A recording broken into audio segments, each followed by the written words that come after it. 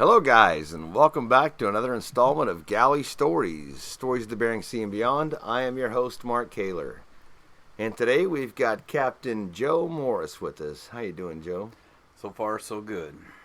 Okay, you've listened to one or two of these at any rate, and we'll just go right in. And where were you born? Montgomery, Alabama in 1960, about 4 years before the bus boycott. Racially charged times. My folks got me out of there by the age of 2 or 3. My dad at the time, I think, was a pharmaceutical salesman, so he moved across the country a bit. Traveling salesman? No, it was better than that. He didn't talk about it much because he's a federal marine biologist when he retired, but it was something he had going at the time.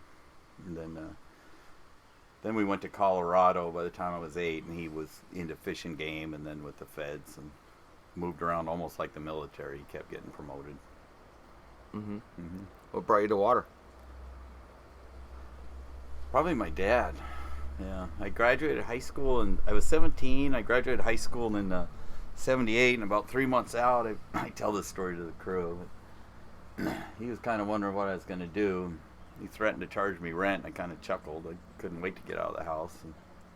And I'd had jobs with it. I was learning how to do body work out of a book on my car and smoking dope. And he didn't want that to continue. So he had known the guy who ran Fish and Game at the time, who knew Bill Howell with Dragon Seafoods. And somehow word got around. He walked up and said, "Well, you want to go on a crab boat? The man says you can make pretty good money." And I didn't pay much attention. I said, "Well, how much can I make?" And he said, "Well, it sounds like 5,000 or 6,000 for a couple months." And I just shrugged my shoulders, said, "Sure," and went back to what I was doing. And that was it. That's how I got on the water. What boat? The Billiken. 1978. Back then, king crab started like September 10th, I think. I actually flew out and stayed with a fish and game biologist at the time, waiting for the boat to come in. I interviewed at the airport with Steve Mantell and Bill Howell on their way to Nome. They fished king crab in Nome for 2 years. 78, that boat was still pretty new at that point. Yeah. Chuck wasn't running it, but I don't think he was too far removed from running it. Yeah, the Bountiful was probably in the makings, or certainly on his mind. You know, I don't think it was quite being built then, but yeah. Tell us about it. Which part? The first part, you flap there, you get on the Billiken. Oh yeah, I hated it. Oh my God. Some guy talked me into being the freezer rat because you had a little more freedom, and he said, we're walking to the bar, which wasn't common that the boat would even be in Dutch. It was offloading, and I was a new guy, and this guy made it up on deck, and he said, you should tell him you want to be in the freezer, because if you do your job quick enough, you can go help on deck for 20 minutes at a time. And that's how they can see how you work and you get on deck. I took the freezer, and I finally got over it. It was hard. The quicker I worked to do that, the more the Steve Mantell would say, well, let's go break another plate and get a head on tomorrow. I'm like, hell with that. I want to go up top.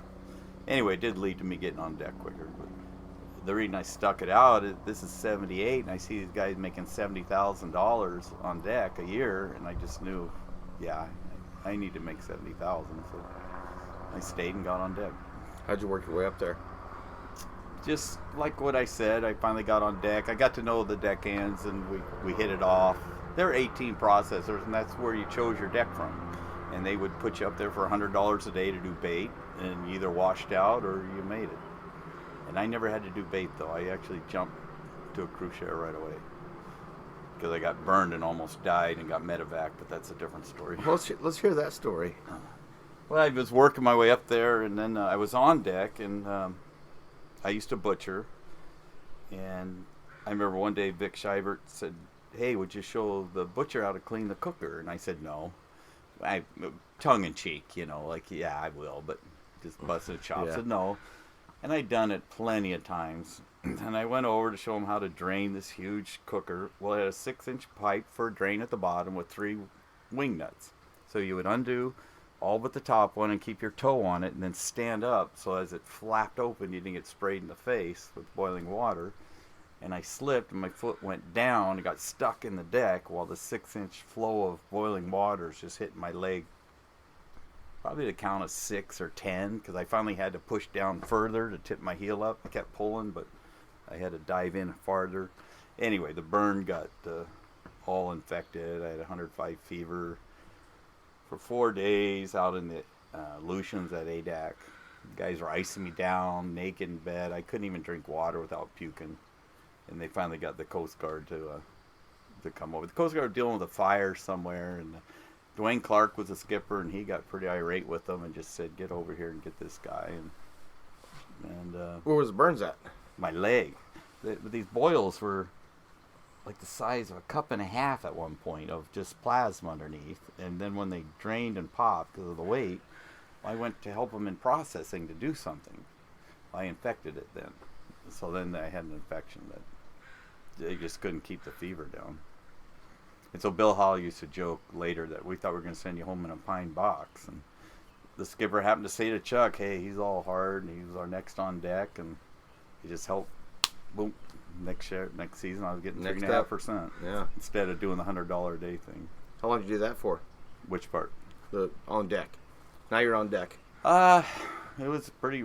Back then people don't really believe it probably, but if you lived in Anchorage like I did, and the boat did 6 weeks a year in shipyard, you're still away from home. So I was on the boat 11 months on year 1, 10 months on year 2, and 11 months on my 3rd year. And then at the 3rd year is when the king crab collapsed from 120 million, 110 million pound quotas to 70. And we didn't believe it, but it did. And then that was our rotation.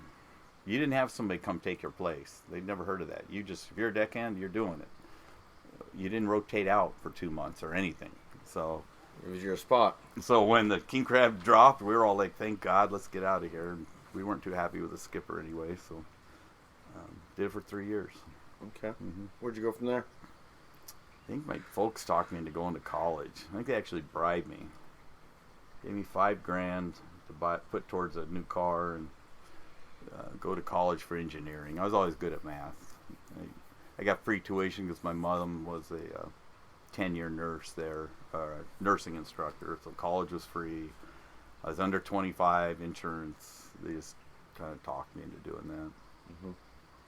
But after about a year, I couldn't stand not having money, and I went back to work. It was interesting. You were making more than $5,000 when you're crabbing. Yeah, well, when crabbing dove like that, I mean, the quotas went to hell. They blamed it on CP predation, like we were taking small crab and killing them. Another theory was the cod were running really thick and killing them. And there was one other theory bouncing around, but there were hardly any CPs. But boy, they wanted to blame us because we took some undersized crab by a 1/4 inch that killed this huge fishery. Right. Anyway, it went in the tank, and you only got $1 a pound, $1.25 back then. Okay. But we do 1.5 million pounds, and you didn't pay fuel or bait, and your crew share was a little lower, and it was all W-2, so they were paying half your Social Security. And a lot of fishermen, their Corvettes were sale in March because they were on 1099. Now they got to pay their taxes. But back then, with Trident and Chuck, you took taxes out, and you never had that trouble. So it was a good gig. They don't take taxes out now currently for the fleet, right? I mean, no, but if you're on a boat with more, it used to be if you're on a boat with more than 10 people, which is a CP, we had 26 people, I think, on the Billiken. Back then the rule is more than 10 people, they were required to W-2 it. It might still be that way, actually. It might be. Yeah. It depends what Bobby would know what they're doing on the Bountiful. But then later when I came back, that got you in the 401. I was here when they started doing 401 at Trident, and all of a sudden we were eligible for that. And not that we knew what it was, but we knew we should do it. Throwing money in there, yeah. Yeah. So came back after college and went to what boat?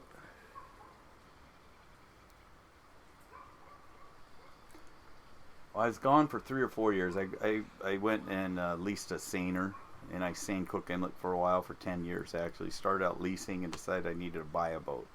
So then I came and looked for Trident. Vic was at the time running the Bountiful. He had a great king crab, and I happened to just walk the dock literally, but it wasn't that far removed from Trident. And Vic said, "Well, get your license. We need a license and sail with us on the Bountiful." That's 1,600-ton mates. So I did that and came back as mate on the Bountiful. after 4 years. It was a few years seigning. College went by the wayside, but I seined from the seigning overlaps with some of this. Where were you crap. seigning at? Lower Cook Inlet. Yeah. Pretty small fishery, but a lot of territory. Only 80 of us there. There were only 80 permits. That was a sockeye run. And You hit sockeye, but if the pinks were hitting, you had silvers across in Kamishak. You could kind of, mainly you were going after. Back then, a sockeye was worth more than a barrel of oil. So, is that right? oh yeah, barrel of oil was $14, and sockeye was paying $2.50 a 6-pound fish. Now barrels oil's at what, 80, and it just got sockeyes back about $1. Yeah. You know? Well, in the peak, right after the oil spill, there were cash buyers paying 70 cents a pound for pinks in Homer, and the price for reds was $3.35 the year of the oil spill. How did you decide to? I mean, college, you got right into a seiner. You just had you seined before? Yeah, a few times. My dad actually bought a seiner and a permit to. In his summertime, was going to do it. He was a bigwig federal marine biologist, but he decided he wanted to go seining right out of. I was still in high school, and after a few years, he just thought, "This is too much work. I don't want to do this." So I bought the permit from him. Okay. And then leased his boat. And then decided I didn't want to lease my dad's boat anymore. So your dad was already into it. He tried it. He, like I say, he retired as a federal marine biologist with NIMS. He ran the Anchorage office. The only boss he had was one of them in the state of Alaska. So his career was pretty high up in the GS level with NIMS. Mm-hmm. But in the summer, he thought we'd do this and moved to Homer for 3 years. And then he's like, it's too much. So you gained that experience then and took the boat, seined for a while. Any cool experiences there, or? You're probably still young at that point. Oh, I was a screaming kid with my hair pulled on fire, and if we missed 30 reds, I was out of control. One lesson I really learned, he came out for 2 weeks. Hey, why don't I come with you for 2 weeks? So he kind of missed it. And the boat wasn't quite right. It wasn't adequate for what I was trying to do with it. I remember cutting the skiff man loose and screaming at the top of my lungs that he went the wrong way in the fish. And my dad afterwards said, you scare me when you do that. Did you see the look in the kid's eyes? He doesn't know what's going on. You're scaring him. If you keep that up, I'm flying home. And I don't think I've screamed at a deckhand since then. And not that I listened to my dad that much, but it clicked because I had a screamer on the crab or on the billiken. We all didn't like him. Or he got in our business too much on the loudhailer. And so since that day, I've always remembered that.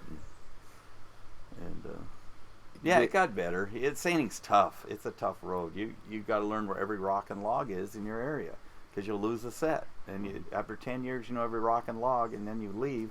That knowledge is worthless, because those rocks and logs are there. But if you go to Prince William, you got to do it again. They're not there anymore. The lead line hangs up. There goes all the fish. You know, Yeah. sometimes it wasn't a big fishery. If you made $150K, you're doing good.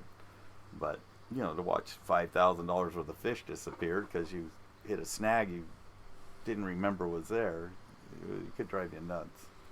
So then after that, walking the dock. With Trident when I came back. When you came, is that when you came back? Well, 4 years. Like I say, the seigning overlapped. Seigning is its own animal. But, sure. But as summer months and. Yeah, as I was leasing from my dad and having trouble being in business with him, I decided I hadn't bought a house yet. So either get a house or a boat. Well, the boat needed to come first. And so I went down to just come back crabbing for a year, get like 50, 80K and go get the boat. And then that's when Vic and the company decided to try doing OPIs. I came in for the second year of that, and that blossomed. So I actually ended up doing both for a while. And the seigning is when I spent time with my wife, because she was part of the crew. So if she wanted to be with me, she had to go fishing, because the rest of the time I was crabbing. So, yeah. Mm-hmm.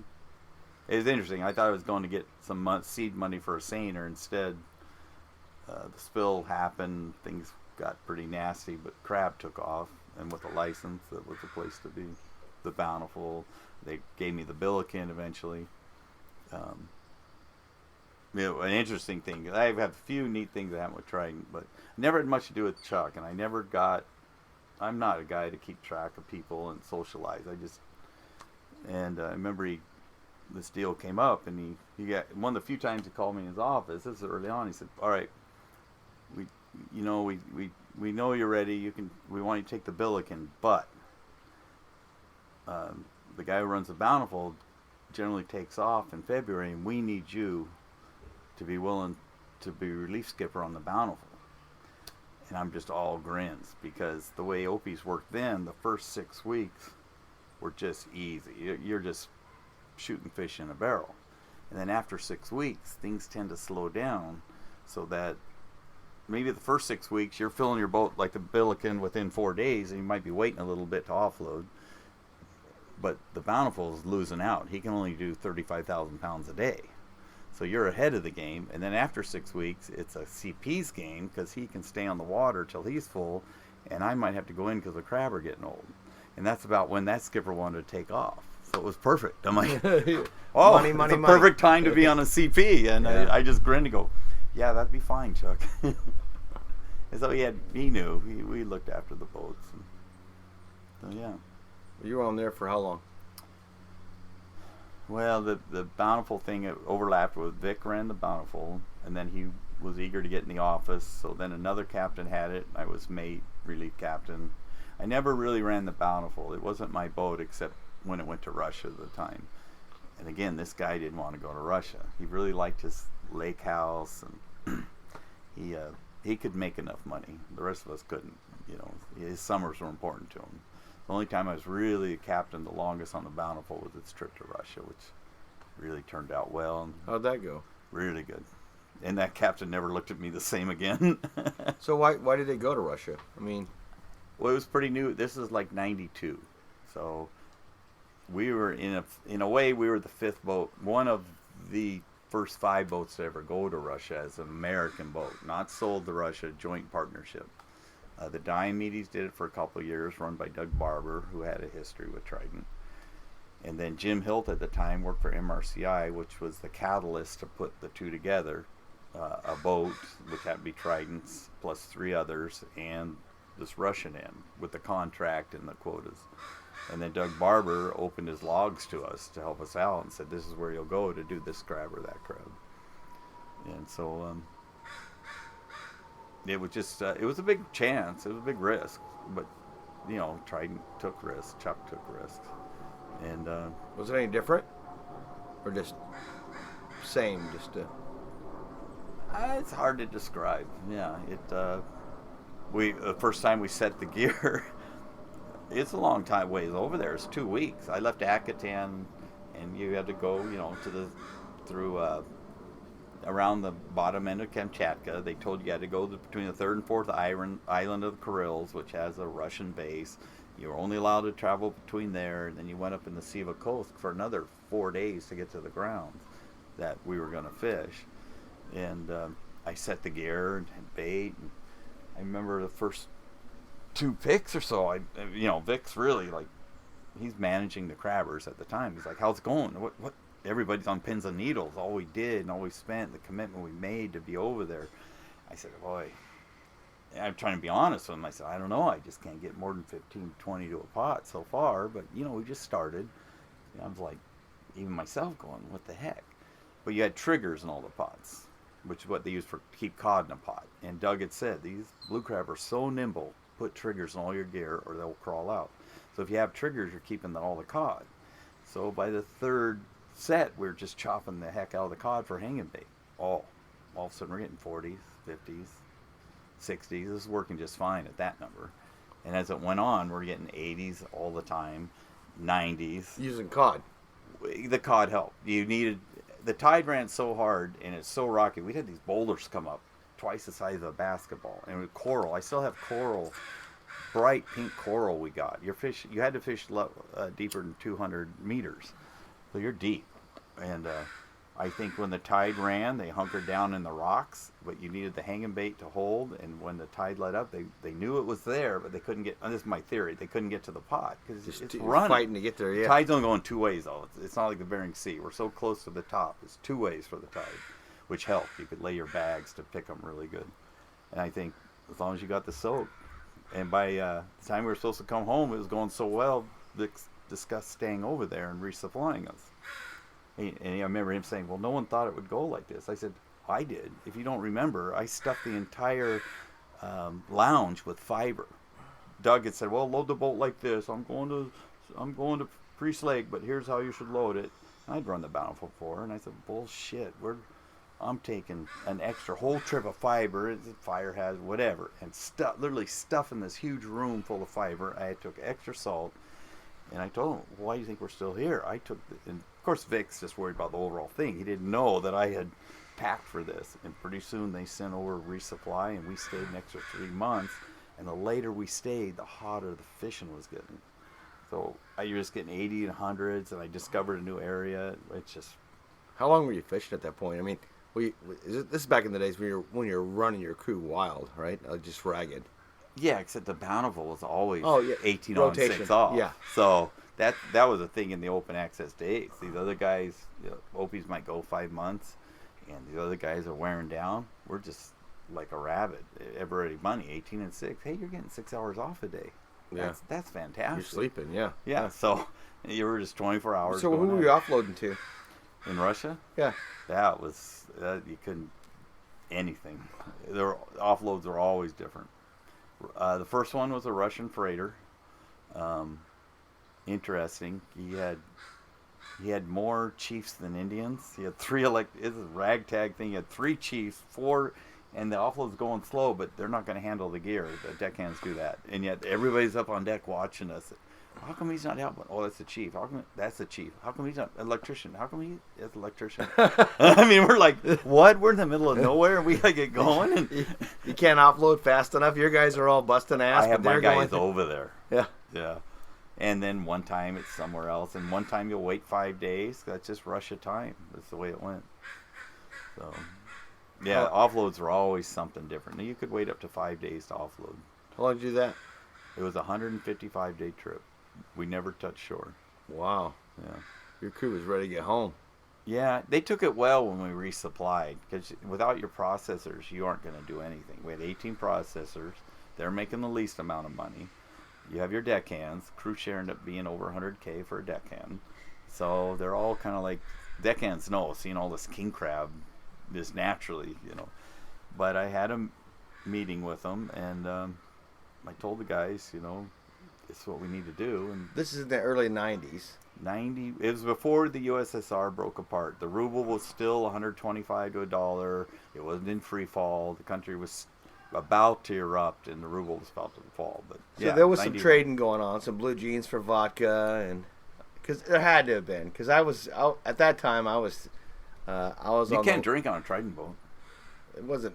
This isn't. That's a whole nother story. Because we interviewed the scientists and were told to bring over a case of booze of what each scientist wanted. This is way back when. I remember being on the Lafayette, and I think it was Pribilof at that time, and trading over to the Japanese trampers, and they wanted blue jeans or fish to dry out, right, and hang on their racks, and they'd give us liquor. So at that time, don't tell me it wasn't going on. We didn't meet up with any guys anything to trade. These guys on that first tramper I'm telling you about, the skipper was really impressed to see this American rig. I mean, they're all rusty. They kind of, I didn't know much about maybe Russia, but they said the farther you are from Moscow, the more removed and poorer things get to get parts or anything. So here we are way away from Moscow, and most of the boats, I used to joke that if we want to go steal a crab, let's just paint something with rust streaks, barely looks like it can run, and we can go over there and pull gear for 10 days and come back, because that's what their boats look like. So here's this tramper and the captain invited me over for coffee, and it was a big deal. He wanted to have beer. It's 10 in the morning. I'm like, no, we just got off loads. And he went to get me coffee, and he was really proud of this. Back then, Seattle was starting to boom about coffee, right? So we're in his cabin, big cabin. I think it's just me, maybe the mate's with me. And he gets a key out to unlock his locker and pull out freeze-dried Nescafe crystal coffees. And he's like, this is for his special guests. And I'm not about to disrespect him. Yeah. But I'll tell you what, those things pack some caffeine. Who drinks that crap, right? I decided I should probably get that on the boat because I left there just wired after 2 cups of that. But that, he brought out the good stuff for me. It was Nescafe, American Nescafe freeze-dried coffee. Nice. He was a neat guy, though. The generations didn't add up. He was 34 and a grandfather type thing. I was like, what? You know, he kind of talked a lot. He could speak really good English. It was interesting. Very cool. Yeah. So just the one long trip over there? Mm-hmm. Yeah. You come back and... We did a couple million pounds. It went well. And off various offloads. We offloaded to a Maru once. And just to make it happen, the big Maru with... Sometimes they had Greek crew, different flag vessel, different flag captain. So we tie up. We just want to get our crab off. I got a lot of people, you know, and the guy's like, well, you don't know how we're going to get this. You can tie up here. We got to put it there. And so we came up with, it's a long story. It's kind of a, what do they call it, a MacGyver? What's that thing they call when the ball does this and trickles and tips? Those machines. Yeah, you know what I mean? Yeah, I know so what you mean. We ended up putting the crab here, had a winch set up on the Maru to pull the pallet up, and guys would walk it up 50 feet, and other ones would, and we got all our labor. At the end, the pilot he watched this, and they must have impressed him. We got this crab offloaded, and the pilot made up this certificate and had it worked out how many, I think it was pound miles. He worked out the math of how many pound miles of crab we put. And they were just almost clapping that, because any other Russian would have pulled up and said, well, what do we do? You going to get the crab off? Because I'm not. And we're American attitudes like, hey, get it off because we got to go again. We're not making any money. Let's get it off. We got to go. That was a neat story. But yeah. And then, yeah, worked with, that went really well. And Russia was a good thing. And, worked out good with the company, and Chuck, it's probably the highlight of my career, was at the Trident Christmas party in Stouffer, Madison. I wasn't expecting this at all. I hadn't even cut my hair yet. I'd been home maybe a week. I got the hair down to here, and Chuck called me up after the prayer. Don, the cat mechanic guy, would sometimes give the prayer at the dinner, and then Chuck started talking about new ventures in Russia and called me up, and I'm like, what? And he was carrying on so much, I didn't want to take credit, so I called the engineer up, you know. If it weren't for Paul James, out of the 155 days, we broke one hydraulic hose. That was the only breakdown. So I got Paul, I just wanted to get the light off me, but he must have stood up there with me for 40 minutes. I was just like, I'm turning red inside. It was nice, though. Yeah. I mean, I never had that much attention, especially from Chuck. It was neat. He was real proud of the way the whole thing went. And I'll never forget that till the day I die. Yeah, it was interesting. Came back and did what? I was on loan. The next year, American Seafoods had built the American Champion. Charles Roque decided he's going to show these crabbers how to crab because he made famous trawling so quickly. He had the Triumph, made $90 million the first year. Got the Empress and the Dynasty, made $270 million the second year. And so he decided he's going to... Shell actually said this, I'm going to show those boys in Ballard how to crab. Well, Shell had never crabbed. Show those boys in Ballard. How it's done. A Norwegian to Norwegian. Uh-huh. Gloves are off. He built a $30 million crabber, and he reinvented the coiler, which didn't work. He reinvented something else, which didn't work. But we chop them off. And then... he needed a captain. I didn't even know who American Seafoods was. And Chuck, I guess they had dinner. You know, you don't know how the upper people do. It's all family. Yeah, right? And I never heard of it. So I guess Shell had asked Chuck, and there's something else I'll never forget. Chuck said that if anybody can run that boat, it's you. And I didn't want to run it because I had the Billiken and things were fine. Why would I want to take a new boat that's going to break down in the middle of nowhere or whatever? And the more I said no, It's one thing I learned about Norwegian. The more I said no, the more money they threw at me to say yes. Right. I kept saying no. I'll watch your boat. Okay. Money talks. Yeah, you go ahead and pay me my daily. I'll come down and keep it on track, but I don't want to do it. And when I finally did, I was feeling pretty frisky, and I was sitting in Barent's car, Barent Bodel, and he said, "Well, what do you decide? Will you take it or not?" And I'd been there a month doing things, I said, okay, but you need to retro my pay to the day you called me in Cabo San Lucas. So they basically gave me a $30,000 signing bonus, and I took it. And I didn't come back, really. The idea was I'd come back, but I would have disrupted Bobby Sykes off. I kind of felt bad. Bobby, I had to come back just in time to take hpis, and like I'm gonna come back after something going so good and tell Bobby, hey, I'm back. Sorry, you got to take second seat. That was part of it. Plus, this boat was so big with the tonnage, I could work my license up from. I had a thirds then. I could get a second, a chief mate, and we ended up traveling the world with that. Billiken was a licensed vessel, though, wasn't it? Just not big enough license. It's just 1,600 ton. Right.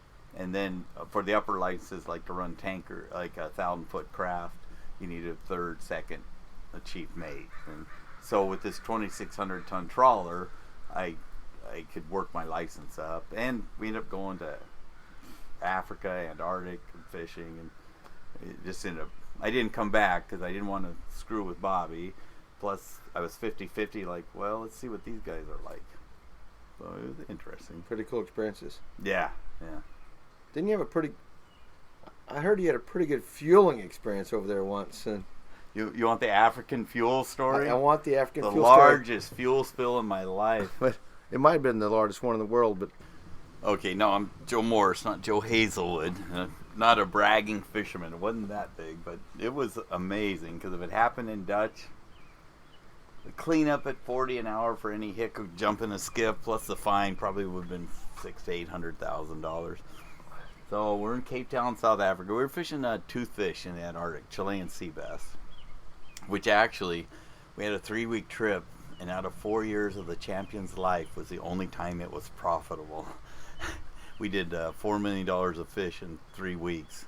That's the only time you could say it was profitable for the quarter. So we had offloaded, and we're fueling up, and it's huge. We had to take 250,000 gallons of fuel would last us 40 days. We had a Warsala engine that burned 6,000 gallons a day. The fuel lines are an inch thick. So it's nighttime. It's kind of rainy. And I know we're fueling, but I got a chief. I have an assistant chief. I have a chief advisor, which means the Norwegians want one of their chiefs there.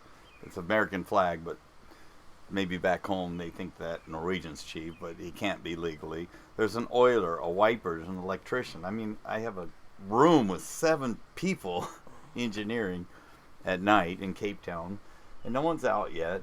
I mean, we go out a lot, but we're fueling, so we're there. And all of a sudden, I kind of smell some diesel. I'm up in the wheelhouse, and the windows are open, and I kind of smell diesel. I forget who sent the alarm off, but I look up, and this boat's 60 feet wide, and in the bow, let's say it's 60 feet from the house to the bow, point of the bow. It's house forward factory trawler. How long was this boat? 210 feet. It was 2,600 ton. It was basically a factory trawler, but kind of different. It's the biggest boat I've ever run. So the freeing ports is what you call the metal above the deck, that if water splashes on the bow, the water... No, there's no hinge thing. No, This is on the bow, and the bow's probably 30 feet above water. This thing's huge. But you've got the clearing port, so when the big wave greeny hits, it goes over. Well, those are, I would say they're 10 inches high, and we used to do everything in meters. I'd say 5 feet long and 10 inches high. And I look over, and there's, for the 3 of them, 3 in a row, we're talking 15 feet. The oil is probably, I'm trying not to exaggerate here, I'm looking at it. The oil's 4 feet high, cascading over the bow. 4 inches. 4 inches for 15 feet. Claim a small river, because we took $250,000. You do that with a 6-inch camlock or something. I mean, it's huge. A lot of fuel. You don't want to take forever. The boat's designed to take 250,000 gallons of fuel, so we're not taking 3 days to do it. So they were filling 1 tank at the time.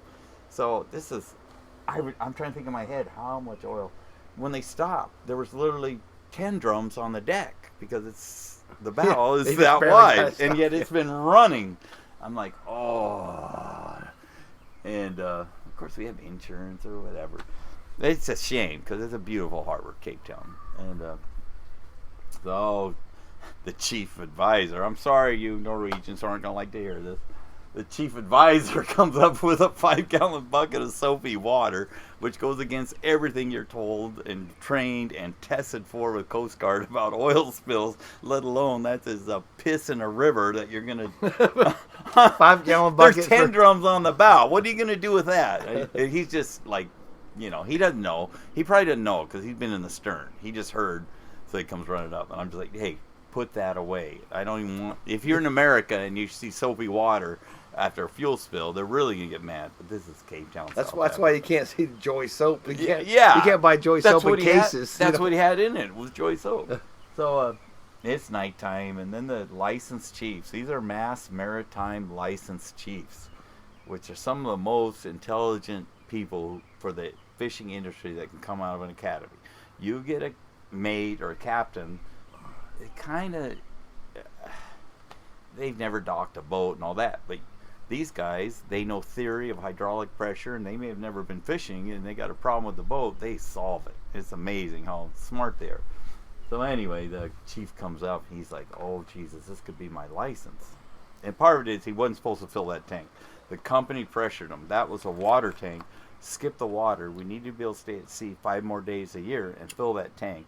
It had a pileo gauge, which measures pressure. No sight glass or anything. You're taking a computerized reading of the pressure. Pileo measures pressure as you fill a fuel tank, which is supposed to be water. And on the bow, so they obviously didn't have someone up there, and the gauge stuck. Anyway, I would guess, I'm trying not to exaggerate. A lot. I'm thinking by the time I smelled it, for crying out loud, the gauge stuck, and they're watching, and they're taking a huge amount of time. I would think 4,000 or 5,000 gallons had cascaded off Which the in boat. the States would be like Exxon. We'd be investigation and... Oh, the America would make money on that. Yeah. What let happened? alone the real reason you shouldn't do it. Give us the reason there. What happened there? All right, so the chief is thinking he's going to lose his license. When they find out he really fought. I didn't know this. This happened internally. And he had fought this, and they pushed him to do it. And he's worried he's going to lose his license because you can't put... I said, Mike, they won't even read a print. We're in Cape Town, South Africa. They aren't even going to be able to understand these drawings. Don't even worry about that. I'm just calming them down. And I'm worried about the oil spill. I feel bad about it, but I'm like, Mike, that's the least of our worries right now. So I make all the calls. You have all the calls, especially international. Who to call? Guy comes down. He's a South African. He's a white South African Dutch heritage. And he's got this big light, and he looks in the water. He goes, see those fish? I go, yeah. And I'm being really ready to be subservient. This is like... Yeah, you're in trouble here, yeah. Well, it's American Seafoods, big company. I've got to do what I can to minimize the damage and liability here. And so I'm going to play by the rules or whatever it takes. And, he claims these little fish are eating the oil. That's how he knows there's a diesel spill. I go, oh, really? I'm like, this is the dumbest friggin' thing I've ever heard, but okay. And so he got his light, but it's rainy and dark, so let alone smelling it, and he's on the wrong side of the boat. The oil spilled, let's say, towards sea, and he's on the dock. So the oil spilled the other way, and it's a little windy, and it's a huge harbor. Anyway, so I'm playing along. He comes aboard, and some fish told him we spilled some oil, some little fish. So they all have briefcases. Russia, Africa, whatever. Any official comes aboard with a briefcase. It's mostly empty. And I wasn't even thinking this. I'm just worried about calming the chief down. He says, it's going to be pretty expensive to clean up. It's nighttime. They don't want to start till tomorrow. I'm like, really? Okay. In Dutch, it's like, call out the army, get a helicopter lighting the place up, and let's boom you. Before we go too far, I want to make it clear that you called in every number you needed to call. You reported everything. Nothing on the United States side was done wrong here, or on American Seafood side. You're not in the United States. Well, no, you don't have to worry about that. I'm just saying that. I'm trying to give a disclaimer for American Seafoods here that they were not in the wrong. This is so long ago. Don't worry about it. Oh no, this is so long ago. But you did follow the chain of command. You followed what you're supposed to do. Oh yeah, I called the agent who runs the boat and gives us our money and whatever. I didn't even let him make any calls. I called the agent. I called the pollution guy. The oil response guy that you'd be responsible over here. Oh yeah, I made all 3 calls. I said, hey, we spilled oil. Get down there. Hey, I didn't say a lot. I just said we spilled oil. So he comes aboard, and the chief's sweating it out, and I'm just raged. It's going to be expensive, and we won't start till tomorrow. Yeah. He says, I said, well, what do you mean expensive? And of course, they speak in rand. At the time, 4.5 rand was $1. And when we got there, we thought money went a long way. If you're long enough, you think of 4 rand as $4 because a beer is 50 cents, a really nice beer. It was the economy at the time. They were paying 13% on money market. Was paying 13%. It was unheard of, but their rands in free fall. Anyway, so I do the math real quick in my head. It's going to be 2,500 rand an hour. I'm thinking $500 an hour for a boat and crew. I said, you know what? This is a beautiful harbor you have. I'm going to start blowing a little smoke. I said, I'll tell you what, tomorrow, why don't you line up 2 boats, at least 2. If you have 3, get 3. Let's get 2, as many boats as you have. Let's get them on this, and let's get it cleaned up. And he liked that, I think. I'm not talking crap here. This is what you do at Trident. You would say, come on. Fix it. Yeah, fix hey, it. Yeah. we're responsible. We screwed up. We're admitting. Let's fix it. And I don't know what's going to... Anyway, I'm just riding the...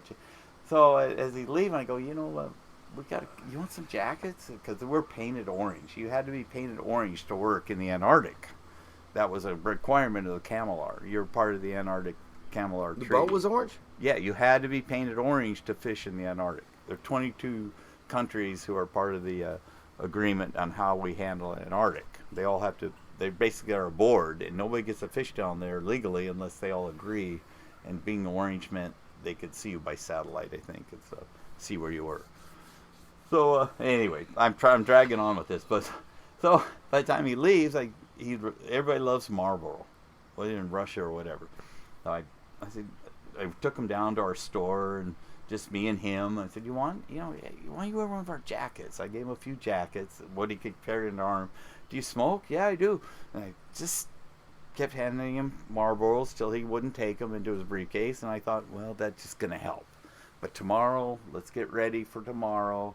Because, man, S is going to hit the fan. Yeah. Yeah. I never saw him again. That was it. Never heard. The wind blew, and it was rainy, which helps. I've had a few oil spills in the wrong place. And this thing drifted off towards someone else, and no one cared, and he got his cigarettes. So that huge oil spill didn't cost me, it cost American Seafoods maybe $200. And me shining him on. But yeah, right. I'll never forget that story either, though. So all these years at sea, now you're back at Trident at this point, but... For 6 months now. Yep, long time. Full circle. But you ever been scared out there? I mean, what's the one got me moment? You mean fear? Yeah. Fear for my life? Yeah, sure. Whether you're on deck or whether you're in the lit house or wherever you were at, that one time that really got you.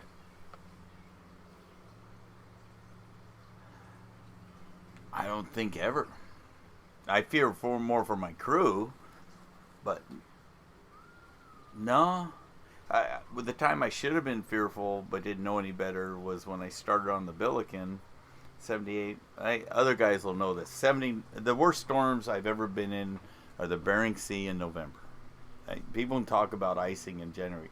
It's a trend. Peggy Dyson could tell you. November, Bering Sea. Peggy Dyson being the weather gal. The Kodiak gal. The gal who knew everything about... Everyone knows Peggy. Yeah, about the Barons, and the worst...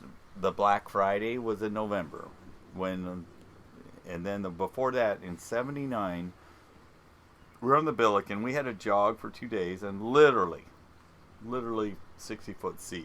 Not every one of them, but the one was 60. And we were young, and I was still a processor, and we were glad Jim Hilt would let us. No, couldn't have been Hilt then. Might have been Doug Barber. Hilt wasn't there till later. It was probably Doug Barber would let 10 of us or more, as long as we didn't steam up the windows, watch them jog. Because all you could do is 2 knots, and you're just going up a wave and down a wave. And at 60 feet, the crests are so far apart that you could probably put 2 super tankers between them. So it's not, as the waves get bigger, it's displacing more water. So you go up a mountain, then you go down. And you go up one, and I probably didn't know enough as a 19-year-old to know how serious that was. But I was on the Billiken, and in hindsight, that thing's a BMW. It's made for that stuff. And that went on for a day and a half. She's still a beautiful boat. Yeah. It drives like a BMW. It is the one crabber that, let's say you forget, you're talking on the radio or you're something, it will recover from a mistake to get the next spot like no other boat I've driven. It has a keel, it has power, and it will just, it's like driving a BMW. It really is for a 135-foot boat. So that's probably when I should have been scared and I wasn't. And I would think, I'm trying to think of what fear has happened, but I probably had more fear about mechanical failure not doing the job than fear for my life, other than dreams. The recurring dream, the only dream that's really shaken me, I've never watched, what's that movie where the storms collided on the East Coast? Perfect Storm. I have never watched that stupid friggin'...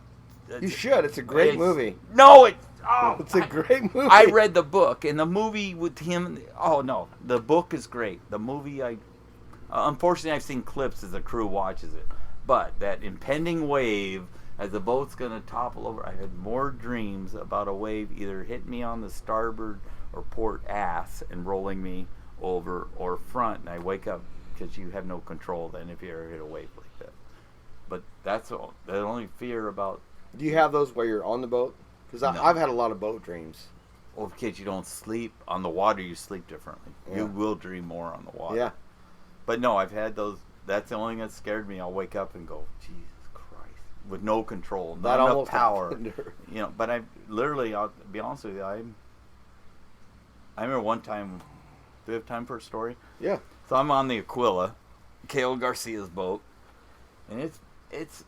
I'd made this dash effort to move way up Zemchug. I need to find some crab, and I'd done a thing that ended up working out. No one's around. I'm doing it by myself, and I kind of found something, but moved, and I consolidated my gear quickly, and I'm just going to hit this small spot. I mean, this thing, Vic Scheibert, who set north and south in the old days, would never clutter all your stuff in one spot. There's no one around. And I remember one of the most harrowing days of pulling gear with a mud boat. It was blowing. I'm trying to be realistic here. It really was blowing. It crept up on us from 60 and got to being 70 knots. And the West Point guy, Jensen, calls me. He says, "What are you doing, Yo-Yo?" I go, "What do you mean, what am I doing?" And to come to find out, Yo-Yo? Yeah. New nickname for Joe. No, Yo-Yo. Norwegian nickname. And they're all anchored up but the Pribs, it's shitty out. We're anchored up. And maybe half the fleet was. I go, really? I hadn't been paying attention because the weather's so bad that I am doing what I can for the crew. My gear's right there. I don't have to go anywhere. And I will actually jog over to give them a 20-minute break while I do something a little different to make sure they don't get splashed on. A mud boat can be horrible. You know, if you watch Deadliest Catch, you can wipe out your crew in a minute. I could have, but that's not the point. And by the time he tells me this, I go, "What?" He goes, "Yeah, it's nasty out." And I'd been white-knuckling it all day, worried about my crew, and just limping along, still crabbing. I had a 90,000-pound day of Ophies while they're anchored. And by the end of the day, it's blowing 80. I go, "Oh, yeah, it's shitty out." But I was tunnel vision into just watching my crew and limping along, and I wouldn't even drive the next string directly because it'd be too nasty. I would give them a break while I kind of did this, and then I just had this, you had to get it, and that was a good day. I made 90,000 pounds of crab, and they're anchored up, and I go, "Well, Jens." Your crew's on the deck Jens going, Fjortoft. "Holy shit, Jens bad." Jens Fjortoft of the West Point. People know that. He called me up just to say, "What are you doing?" I go, "Well, I'm fishing. What are you doing?" "Are you kidding?" Well, I had a mud boat, 165-foot mud boat. That was a good day. Yeah. We made some money, and it was nasty. But until he said that, I didn't realize, yeah, I'm so busy. It's building all day, but I'm so busy making sure the crew's okay. It was a good day. We're pushing time here, but you've been mentioning Trident a lot. We're focused on Trident at this point, even though you've had a lot bigger career than that. But you've mentioned Vic several times, and we're not going to get him on here. He's probably never going to sit down and record. Oh, maybe in 5 or 10 years. Yeah, when he retires. Yeah. But until then, he's going to be closed-lipped. So give us a good Vic story. Maybe your favorite Vic story. I was going to save this for Blake.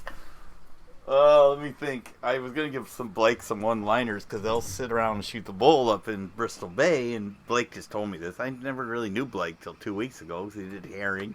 Smart young man. Yeah, Smart young and Katie, well, I called her Katie Kane. She's really Katie Nifong. Nifong. And her and I, we go way back. We were parallel. You know, she is a full, she can run any boat. She's a Master Unlimited. Unlimited. She has to be by now because she was full. She can run any boat. Her and I were kids. We were, and so Jake goes, Katie Nifong. I go, who the hell's Nifong? But there's only one Katie, and it took me a while to marry Katie. Yeah, she married Philip a while back, and Katie, you said you'd come up to Seattle to have coffee. Did you? It's north. If you put it in your GPS, Katie, you just have to go north for Tacoma a little while. It's been 8 weeks and you haven't been up here. But I guess I see where that rates. A funny. The Vic story. Give me the Vic story. Oh yeah, Jesus. He's an intimidating man. Yeah, unless you're with him in the early days. Him and John Marshall would wrestle like two walruses in the wheelhouse sometimes. John was a deck boss, and Vic would call him Eddie, like Eddie from Leave It to Beaver, and that would just start it. They didn't mean it, but they were like, all right, who's really bigger? And Vic was, if you see some picture in the office from 30 years ago, you didn't. He's still a big man. I can tell you a quick story about Vic. One time, we used to say got a dime, which meant call someone who gives a shit. And I was a young, punky guy on deck, and I'm just coiling, and Marshall, that was his expression. And Vic comes out. He's in charge of production. And he says, you know what? There's too much small crab coming down the line. And we're like, what are you talking about? They had crab that threw on the belt and crab that went in the tank. And he's like, and I'm coiling. I'm bent over, and you hand coiled. No, guys, mind you, he's standing up coiling right now. He told us we're not getting you a coiler. It's too slow. Guys, just keep hand coiling. So Vic's over my left shoulder and bitching about this. And we're working our ass off. I'm like, really? You're just in charge of putting some crab in the case and driving the boat 6 hours a night? My arms are sore. I'm a punky kid. I'm a 165-pound, out of high school punky kid. I'm coiling and I go, got a dime? And he comes to my face and he is so mad. And he and I were friends. We all and he was slobbering, and I just closed my eyes, and I realized he is about to put his fist in the top of my head, and I'm not going to wake up for 5 minutes. I know it. I have stuck my foot in my mouth. Now, Marshall is kind of glad I said it because there's this constant rub, but he and Marshall are more equal, so I'm just... Marshall taught me my stuff. Right. And I go, got a dime, and that's the dumbest thing I ever said. And he's just spraying spittle on my face, and I'm just waiting to black out. And he just, oh yeah, and I'm coiling the pot. And he never hit me, but he didn't talk to me for a week, and I didn't blame him. And after we're on the same boat, and we don't make eye contact, and I'm just kind of hanging my head like, yeah, what a punk. And I had a mouth. I still have a mouth. But after about 8 days, we started talking a little bit. And that's probably a good big story right there. Let alone the mechanical pencil. I'll save that one for Blake. Mechanical pencil? You want to know about mechanical pencil? Well, we're talking. Oh, this is funny, too. So this is a threesome going on. Well, if I'm lucky enough to call me part of the threesome. There's really a twosome. It's Vic Scheibert as the mate on the Billiken. He came back from the Galaxy. Bill Howell wanted him back for production. I don't know if Vic had been with Trident before, but my second year, Vic was going to be the mate in charge of production, and Bill Howell got him back over there. And I think somehow he knew John Marshall. John Marshall was a deck boss, taught me everything I know. We called him Pluto. Had a dark beard, husky guy, good-natured East Coaster. So those two had a real rapport. And so one day, it's a nice sunny day, and he'll I don't know how to say this right. In his early years, I've never seen a deckhand do what Hilt can do. Hilt was the ever-ready bunny. They called him Cuda because he'd jack his jaw around. He still does it now and goes like this while he talks. He could be on deck and outfish you on 72 hours and run circles around you. He's a machine. Oh, Jim Hilt. Jim Hilt. He's a machine. So this is the days when he was the deck boss. He is a goddamn machine. Try to keep up with that, forget it. I've never seen anything like it. So then Hilt comes to the house a little later. There's a funny thing about your logbook, and you always had to sharpen your pencil. I'm like, I think I was the first one to use pen. Maybe Vic used a pen finally, but I'm like, God damn it, just scratch it out. Who needs to sharpen a pencil? But this is the way things are going. And so Hilt figures out mechanical pencil. He has one of them. And so it's a sunny day, and for some reason, I don't know why we aren't in bed with an hour run, but we're up in the wheelhouse, and Vic's the mate. He gets full gear at night, and Hilt's taking a nap during the day, and we all knew that Hilt was so proud of his mechanical pencil. All you do is hit the end, and you don't have to sharpen it. Oh, it's the greatest thing since sliced bread. Right. And so I think the way it derived is maybe Shives we call him Shives. He needed to go to the head, and we're up there, so Marshall sits there, and the window's down. It's a sunny day, and Marshall's got the pencil in his fingers, and he looks at, and Shives comes up, he goes, I don't think, and he fakes like he's going to throw it out the window. I don't think this pen's anything special, and Shives just looks at him like, don't you fucking do that. And Marshall just gets this grin and goes, whoop, and throws the pencil out the window. And it just sounds tiny, but Vic comes unglued because he's on watch. Where's the fucking pencil? He's the mate, and the captain's pencil's out the window. window. He doesn't know it yet, but Shives knows. This is how neurotic Hilt was. He's a great skipper. He caught us crap, but he was not anything for personality. That was his downfall. If you want to lead people, you better have some empathy. You better gather them in. You better be a cheerleader when you need. No. Back in those days, hey, you're either doing it or you don't. Fuck you. You just go away. On or off. Yeah, I'm doing my job. Just do yours. I don't care about your life. Yeah. And you can't do that. I don't if care you really how many want kids to you be got. I don't care what yeah, if you want to be successful, you gotta pull people along, and they'll do more for you. But he was the opposite of that. He needed some training on that. So it's just so funny. Vic could not believe he was really going to throw it over, and the stupid grin on Marshall's face as he was flicked it overboard. We heard for the next 10 days on the loudhailer, you know where my pencil is? Because for all you know, no carpet up there. Yeah, there's no carpet up there. He is going nuts looking for this mechanical. He only has one. What idiot would get one? Not idiot. He's socially. Nowadays, you get them in 15 packs, right? But back then, it was. So he wants to know where his pencil is. And he hit Shives. For the next 10 days. Oh, no. It decreased over 10. But in the beginning, he relieved Shives. He's probably not that groggy. And probably within 20 minutes, goes, hey, where's my pencil? Shives had to go, what pencil or whatever, and then Shives just sweating it out because the goddamn pencil. Jim's retired now. Yeah. He's probably listening to this. No, that's all right. Jim, that's where your pencil went. I know. Am I just telling my wife that we're going to do this podcast, and maybe I should tell a pencil story? And she says, did anybody ever tell him? We go, no. Even 9 days later, I can't believe I can't find my pencil on the loudhailer. Like, we care about what's going on up there. We're busting our ass, and you're worried about a pencil? It happens. Those are two good big stories right there. We are definitely right, out of time, right. Joe. Any last words before we cash out here?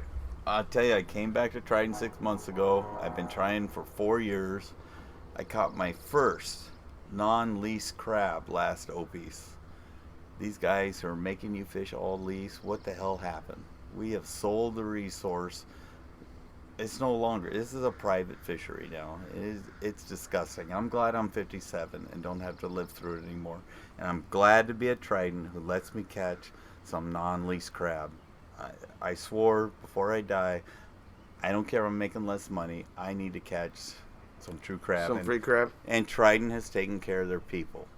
Really have. Their skippers. And I'm glad. This is my last job. I'm done after this. So I'm glad to be back here. I really am. I don't want to sound so comfy. Well, it's not a. This isn't a tried it podcast, right? No, I came back around and realized Chuck is a fisherman, and he takes care of the fishermen. He's always been a fisherman. Yeah.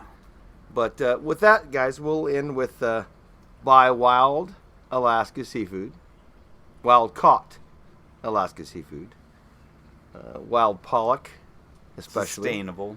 Well, it is actually the most sustainable fishery in the world.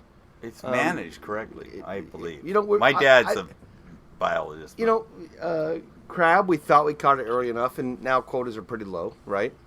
Which it's but cyclical. We're bringing it back. We aren't responsible for that. It's cyclical. We're just trimming off the top. But pollock, though, is definitely very well managed. Because by the time that we discovered the species, meaning actually tried it, not to blow their horn, but discovered it, really started fishing it big time. After the joint ventures. Yeah. Right. Really brought it into the American mainstream. But it is so sustainable because at that point, it was already, okay, how do we control this? How do we not overfish it? So they're managing it very well. They being Alaska Fish and Game, managing it very well. The feds, I think. Yeah. Yeah. So, we'll just and it's leave 8 cents a pound. I can eat a burger of it. I don't know. Right, yeah. It's going to feed the world. That's what fishermen should do. Feed the world. All right, guys. Well, thanks for tuning in to another episode of Galley Stories. I am your host, Mark Kaler, and we will see you next time. It only took them 6 weeks to get me to do this. I'm glad I did it.